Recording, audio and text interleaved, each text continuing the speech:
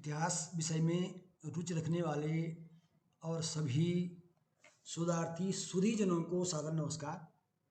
आज मैं उत्तराखंड के इतिहास लेखन की कुछ गंभीर त्रुटियों के संदर्भ में बात करना चाहता हूं और मेरा सर्वप्रथम यह निवेदन होगा सभी से कि आप निश्चित ही मेरे इस YouTube चैनल को सब्सक्राइब करें और मेरे इस चैनल पर उत्तराखंड के इतिहास ही नहीं बल्कि पूरे भारत के इतिहास से संबंधित कई ऐसी वीडियोज अपलोड हैं जो आपको कई महत्वपूर्ण तथ्यात्मक प्रामाणिक जानकारियाँ देंगी। तो मेरा आपसे निवेदन है कि आप निश्चित ही चैनल को सब्सक्राइब करें और मेरा यूट्यूब चैनल देखते रहें इतिहास की प्रामाणिक जानकारी के लिए। तो मैं जो कह रहा था कि आज मैं बात करना चाह रहा हूँ उत्तराखंड के इतिहास लेखन की या उत्तराखंड के इतिहास की जो कुछ गंभीर भ्रांतियाँ हैं, जो गंभीर त्रुटियाँ हैं, और ये त्रुटियाँ उत्पन्न हुई हैं विशेषकर किस संदर्भ में कहना चाहता हूँ मैं आपसे। मैं विशेषकर आज कुछ तथ्यों पर, जैसे जो कार्तिकेयपुर है, जिसे हमारे इतिहासकार कत्यूरी वंश की प्रारंभिक राजधानी मानते हैं, और इस कार्तिकेयपुर को कौन सा नगर मानते हैं? जोशीमठ। अर्थात हमारे इतिहासकार, हमारे विद्वान जो इतिहासकार हैं वह ये मानते हैं कि वर्तमान जोशीमठ ही कार्तिकेयपुर था। और ये जो भ्रांति है, मैं इसको भ्रांति कहता हूँ, क्या भ्रांति नहीं, पूर्णतया ये तथ्यहीन है और प्रामाणिक जानकारी नहीं है। मैं आपके समक्ष ये तथ्य प्रस्तुत करना चाहूँगा कि जोशीमठ कार्तिकेयपुर नहीं है। अब जो ये भ्रांति पैदा हुई, कहाँ से हुई कि जोशीमठ कार्तिकेयपुर है, इस भ्रांति को जन्म देने में सबसे महत्वपूर्ण योगदान है अंग्रेज जो अधिकारी थे E.T. एडकिंसन। यद्यपि उत्तराखंड के इतिहास लेखन में यह हम कह सकते हैं कि उत्तराखंड के इतिहास के बारे में जानकारी देने में एडकिंसन महोदय का महत्वपूर्ण योगदान है, हम उनके योगदान को यद्यपि भुला नहीं सकते हैं, नहीं ठुकरा सकते हैं, परंतु उनके योगदान के साथ साथ जो भ्रांति उत्पन्न हुई है उससे हमारा पूरा इतिहास क्या भ्रमित हो गया है। और आज भी जो हमारे शोधार्थी, जो हमारे विद्यार्थी जो विभिन्न प्रतियोगी परीक्षाओं की तैयारी करते हैं, वो आज भी यही भ्रामक इतिहास पढ़ रहे हैं, भ्रामक तथ्य जोशीमठ के बारे में पढ़ रहे हैं। तो ये भ्रांति कहाँ से हुई? अब मैं जो कहना चाह रहा हूँ कि वैसे E.T. एडकिंसन न तो कोई इतिहासकार थे और न ही उनकी इतिहास में ऐसा वो था कि वो इतिहास लिखना चाहते थे। वो जो उन्होंने जो गजेटियर, हिमालयन गजेटियर लिखा, या जो उन्हें नॉर्थ वेस्ट प्रोविंस जो लिखा, तो उसकी भूमिका के संदर्भ में वो लिखते हैं, प्रस्तुत ग्रंथ में उत्तर पश्चिमी प्रांतों के हिमालयी जिलों का ऐतिहासिक, भौगोलिक और सांख्यिकीय विवरण दिया गया है। यह विवरण द्वितीय ग्रंथ के आमुख में वर्णित उत्तर पश्चिमी प्रांतों से संबंधित सरकारी प्रस्ताव संख्या 724 ए दिनांक 21 अप्रैल 1875 के अनुदेशों के अनुसार दिया गया है। इन अनुदेशों में कहा गया था कि यह ग्रंथ सामान्य गजेटियरों से अलग, बेहतर, स्वयं में पूर्ण हो और इसमें प्रत्येक जिले से संबंधित सभी महत्वपूर्ण जानकारियों का समावेश हो। यह भी ध्यान में रखने को कहा गया था कि जो जानकारियां आवश्यक न हो उनका संदर्भ मात्र दिया जाए। यह निर्देश था कि प्रत्येक पट्टी या राजकोषीय उपखंड, सब डिवीजन का ब्यौरा और इतिहास इतना दिया जाए कि जिले में नवनियुक्त अधिकारियों को क्षेत्र की क्षमताओं, उनके राजकोषीय अतीत तथा वहाँ के निवासियों की इतनी जानकारी प्राप्त हो जाए कि वे क्षेत्र के प्रशासन पर बुद्धिमत्तापूर्ण पकड़ बना सकें। तो ये उनका उद्देश्य था कि जो अंग्रेज अधिकारी हैं उनको यहाँ से अधिक राजस्व वसूलना था, इसलिए उनको सांख्यिकी जानकारी हो जाए, इस क्षेत्र की कृषि संबंधी जानकारी हो जाए, इसकी भौगोलिक जानकारी हो जाए और इतना इतिहास उनको पता हो जाए कि वो यहाँ पे शासन अच्छी तरह कर सके। यही उद्देश्य था। तो उन्होंने जो लिखा, यद्यपि वो हमारे लिए महत्वपूर्ण तो है, लेकिन उससे कई भ्रांतियाँ जैसे मैंने कहा उत्पन्न हुई हैं। तो विशेषकर जो भ्रांति है वो पांडुकेश्वर ताम्रपत्रों के अध्ययन में है कि जो पांडुकेश्वर, बद्रीनाथ के नज़दीक जो पांडुकेश्वर नामक स्थान है, जहाँ से 4 ताम्रपत्र प्राप्त हुए हैं, उन ताम्रपत्रों के बारे में जो भ्रांतियाँ हैं उन पे मैं चर्चा करना चाहूँगा। सबसे पहली भ्रांति तो ये है कि हमारे कई मूर्धन्य विद्वानों ने ये माना है कि ये जो 4 ताम्रपत्र हैं उनमें से एक चोरी हो गया, किसी ने कहा कोई अंग्रेज अधिकारी ले गया, जब ये तथ्य भी पूर्णतया भ्रामक है। आज भी चारों ताम्रपत्र जो बद्री केदार मंदिर समिति का जो खजाना जिसको हम कहते हैं, जो जो उनका कोष, जो खजांची, जो उनका जोशीमठ में उनका जो कार्यालय है, वहाँ जो उनका खजाना है, उसमें आज भी वो चारों ताम्रपत्र सुरक्षित हैं। और जो वहाँ के जो खजांची हैं श्री भूपेंद्र रावत, उनके द्वारा मुझे चारों की तस्वीरें प्राप्त हुई हैं। अभी अंत में मैं आपको उनको दिखाऊंगा आपको। तो एक भ्रांति तो ये है, जैसे हमारे मूर्धन्य विद्वान राहुल सांकृत्यायन भी लिखते हैं कि चारों ताम्रपत्रों में से एक अंग्रेज अधिकारी ले गया। भले ही वो समय परिस्थिति के अनुसार वो देख नहीं पाए, पर उनका भी ये तथ्य भूल या हम कहें पूर्णतया त्रुटिपूर्ण है। तो मैं चर्चा करना चाहूँगा जो ये तथ्य है जिसमें मैं बात करना चाह रहा हूँ। और सबसे बड़ी बात, जो पावनकेश्वर ताम्रपत्रों का पहला जो अनुवाद था वो E.T. एटकिंसन द्वारा ही प्रकाशित किया गया। इसके लिए उनको मैं साधुवाद देता हूँ। परंतु उनकी जो व्याख्या उन्होंने की और उसमें उसके आधार पर जो उन्हें तथ्य दिए, जैसे वो कहते हैं कि उन्हें बताया कि जो कार्तिकेयपुर नगर था, जो कार्तिकेयपुर राजधानी थी, पावनकेश्वर ताम्रपत्र में जो शासक हुए हैं, ललित सूरदेव, पद्मरदेव, तमाम जो शासक हुए हैं, उनकी जो राजधानी कार्तिकेयपुर थी। तो उसके बारे में एटकिंसन महोदय कहते हैं कि वो कार्तिकेयपुर कौन था, जोशीमठ था वो नगर। तो जैसे मैंने कहा, ये भ्रांतिपूर्ण है और ये त्रुटिपूर्ण तथ्य है। इसके बारे में मैं और जानकारी दूंगा। तो पहला, मैं सबसे पहले, जैसे मैंने कहा, हमारे जो प्रसिद्ध विद्वान हैं आज भी, जैसे हमारे जो मूर्धन्य विद्वान हैं, उनका उत्तराखंड के इतिहास में बहुत महत्वपूर्ण योगदान है। उनको मैं सदैव नमन करता हूँ, आचार्य श्री प्रसाद डबराल चारण जी। परंतु इन ताम्रपत्रों के अध्ययन में, और अब ये जो मैंने कहा कार्तिकेयपुर के बारे में, वो स्वयं ही तथ्य से जो है, मुझे ऐसा लगता है थोड़ा तथ्य से भटक गई, या उन्हें एटकिंसन को बिना तथ्यों पर गंभीर अध्ययन करते हुए, बिना तथ्यपरक जानकारी जुटाते हुए, या सीधा ही उन्होंने क्या कर दिया, एटकिंसन को एज इट इज स्वीकार कर लिया। देखो, ये जो एक किताब है डबराल जी की, उत्तराखंड के अभिलेख एवं मुद्रा, इसके पृष्ठ 73 पर जो पद्मरदेव का ताम्रपत्र है, उसका अनुवाद जो स्वयं डबराल जी ने लिखा है, वो लिखते हैं, मैं इसका जो पढ़ता हूँ कि एक जो पैरा है, जिसके संदर्भ में मैं कह रहा हूँ ना, ये जोशीमठ के बारे में या योशी के बारे में, तो उस पैरे को मैं आपको पढ़ता हूँ, आप देख लो इसको। उनके पुत्र उनके चरणों में लीन महादेवी श्री पद्मलदेव की से उत्पन्न परम महाश्वर, परम ब्राह्मण भक्त, परम भट्टारक महाराजाधिराज परमेश्वर श्रीमद पद्मदेव कुशल हैं, तथा टंकणपुर प्रांत में आए हुए समस्त राज कर्मचारियों को, तथा खस, किरात, द्रविड़, कलिंग, गौड़, हूण आदि चांडाल पर्यंत सबको यथा योग्य मानते हुए संबोधित करते हुए आदेश देते हैं। अब वो क्या आदेश देते हैं?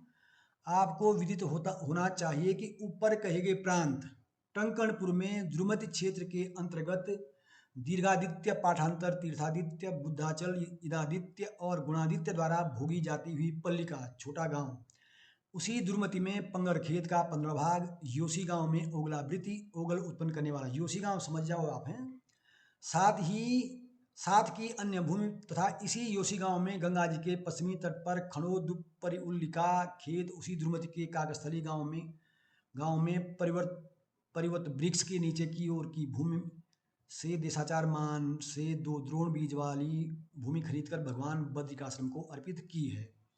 ये जो स्थान दिए सब किसमें? ऊपर कहे गए प्रांत टंकणपुर में। तो आप समझ जाओ योशी गांव किसमें है? टंकणपुर में। जब योशी गांव टंकणपुर में है, और उसी योशी गांव को जो है, जो डबराल जी क्या मानते हैं कि वो योशी गांव क्या है, वो योशिका ही क्या है, योशिका ही क्या है, जोशीमठ है। देखो इसमें लिखते हैं वो,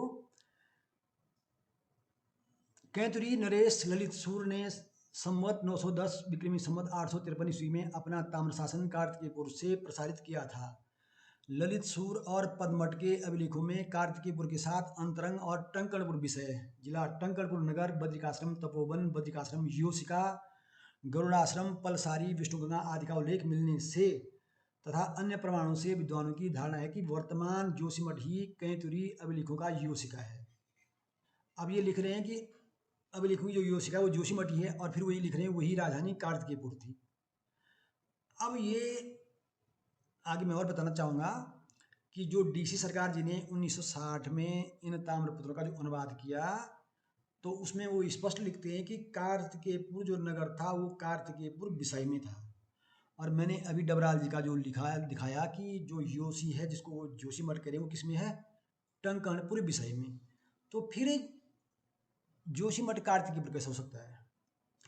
एक त्रुटिपूर्ण तथ्य डबराल जी ने क्या दिया है, यहाँ जोशीमठ के निकट ही शिखर पर कार्तिकेय का मंदिर आज भी है। और मैं गोपेश्वर में रहता हूँ, जो चमोली जनपद का मुख्यालय है, और मुझे यहाँ पर रहते हुए 17 साल हो गए हैं। जोशीमठ मेरा बराबर आना जाना होता है। और आपको बताना चाहता हूँ कि जोशीमठ में कहीं पर भी कार्तिकेय का मंदिर नहीं है। तो ये तथ्य भी पूर्णतः क्या भ्रामक है। अब जो मैं अब आगे कहना चाहता हूँ कि जो हमारे मूर्धन्य विद्वान राहुल सांकृत्यायन लिखते हैं, वो लिखते हैं कि पुरातत्वविदाओं को जो पांडुकेश्वर का परिचय वहाँ रखे गए 9वीं 10वीं शताब्दी के 4 ताम्रपत्रों से हुआ। हो सकता है जो ताम्रपत्र पहले किसी और जगह रखे जाते हों। 4 ताम्रपत्रों में एक तो कोई अंग्रेज अफसर ले गया, जिसे उसने लौटाया नहीं। 3 ताम्रपत्र मैं समझता था कि आज भी पांडुकेश्वर में है, लेकिन पूछने पर मालूम हुआ कि अब बद्रीनाथ मंदिर समिति के पास है। मेरी इस यात्रा का एक मुख्य प्रयोजन था इन ताम्रपत्रों को पढ़ना। इनमें से एक ही को मैं छपे ब्लॉक के सहारे पढ़कर पहले से पठित पाठ को शुद्ध कर सका था। उनको चारों ताम्रपत्र नहीं मिले, और एक को मानते कि उन पत्र किसने उनको भ्रामक जानकारी दी कि कोई अंग्रेज ले गया, जबकि ऐसा नहीं था। मैंने जैसे बताया आपको कि आज भी ये चारों ताम्रपत्र जोशीमठ में जो बद्री केदार मंदिर समिति का जो खजाना है, उसमें आज भी ये स्थित है, और डबल लॉकर में ये आज भी सुरक्षित हैं। ये भी क्या एक भ्रांति जनक तथ्य है, और ये भ्रामक है। आप चाहो तो इसे पता कर सकते हैं। अब जो मैं कहना चाह रहा था कि एपिग्राफिया इंडिका के वॉल्यूम 31 में जो एडिटेड बाय डॉक्टर DC सरकार द्वारा जो संपादित किया गया है, इसमें DC सरकार ने इनका अनुवाद किया, और उन्होंने इसके बारे में जो लिखा, तो वो लिखते हैं, A tentative translation of the inscriptions was published in 1875 by E.T. Atkinson in a collection of inscriptions from the temple of Kumaon and Garhwal, and circulated with a view of securing information about the identification of the place and personages mentioned in them. The text of only one of these records was later edited by R.L. Mitra in the Proceedings of the Asiatic Society of Bengal, 1877, page number 71, with a photolithograph, as however the work was not done quite satisfactory. वो कहते हैं ये कार्य जो है पूर्णतः संतोषप्रद नहीं था। F. Keelhorn afterward re-edited the inscription in the Indian Antiquity. फिर कीलहॉर्न ने इसको दोबारा एडिट किया, लेकिन तब भी ये कुछ त्रुटिपूर्ण रहा है।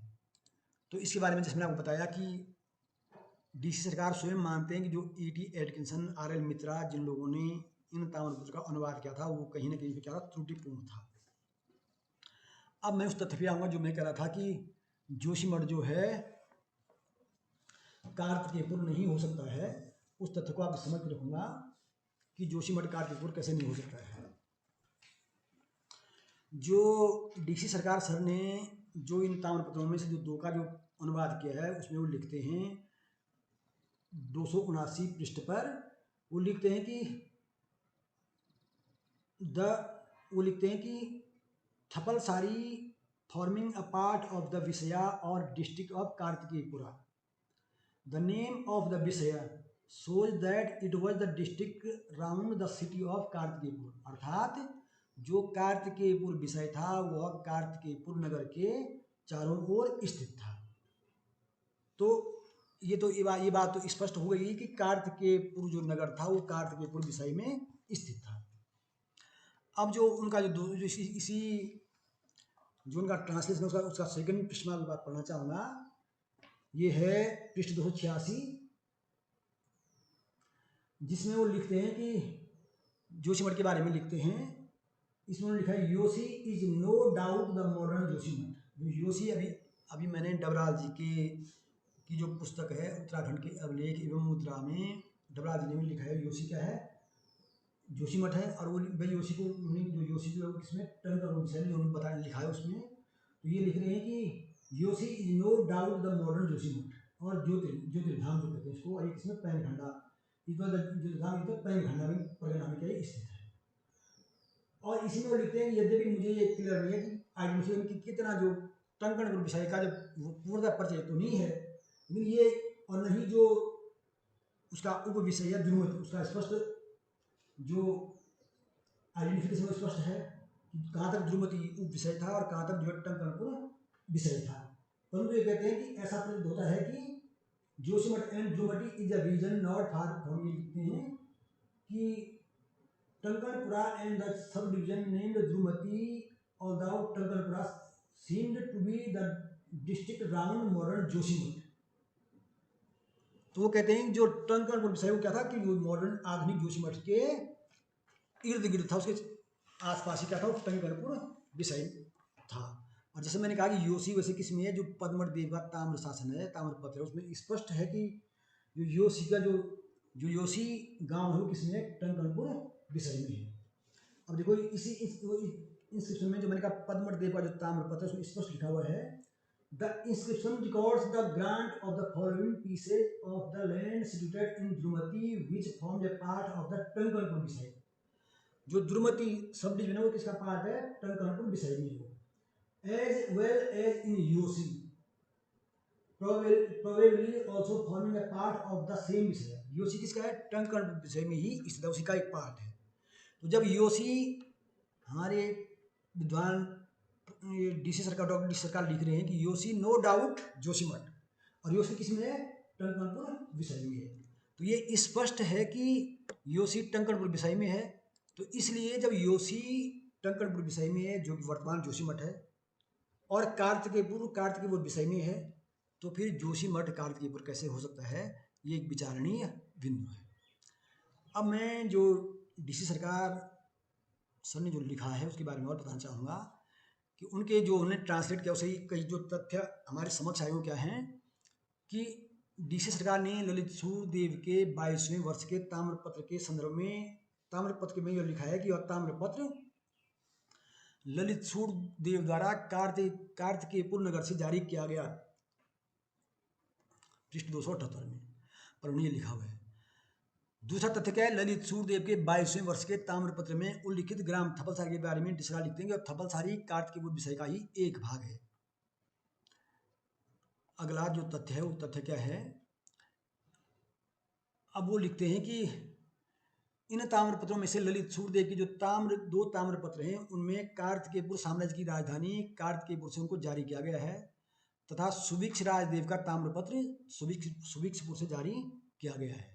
और इसीलिए इन ताम्रपत्रों में जिन अधिकारियों को संबोधित किया गया है वे अलग अलग ताम्रपत्रों में अलग अलग विषयों से संबंधित हैं।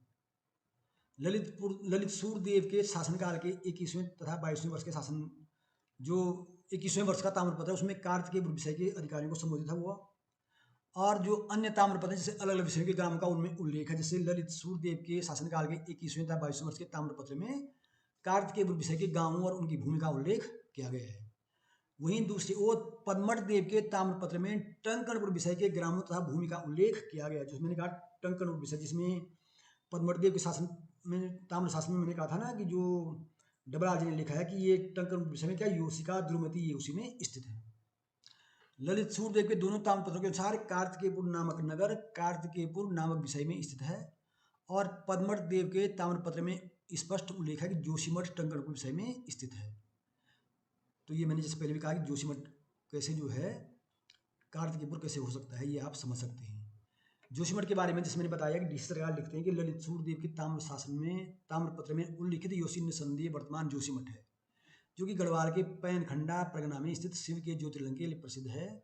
वे आगे लिखते हैं कि टंकणपुर विषय तथा द्रुमति की उप विषय की स्पष्ट पहचान नहीं कर पाया हूँ, उसकी पहचान नहीं कर पाया हूँ, यद्यपि यह प्रतीत होता है कि टंकणपुर विषय वर्तमान जोशीमठ के चारों ओर स्थित था। और पृष्ठ वहीं वो लिखते हैं कि पद्मठ देव के ताम्रपत्र में वो लिखते हैं कि स्पष्ट है कि योशी है वो क्या टंकणपुर विषय में स्थित है। तो ये तथ्य मैं आपकी समझ रखना चाह रहा था। तो मैं कह सकता हूँ कि जो पावनकेश्वर ताम्रपत्रों का डीसी सरकार ने जो अनुवाद प्रस्तुत किया है, हमारे मूर्धन्य विद्वानों को और सभी इतिहास में रुचि लेने वाले शोधार्थियों, विद्यार्थियों को, इतिहास प्रेमियों को इन ताम्रपत्रों का अध्ययन अवश्य करना चाहिए, और वो समझ सकेंगे कि वास्तव में जोशीमठ कार्तिकेयपुर है या नहीं।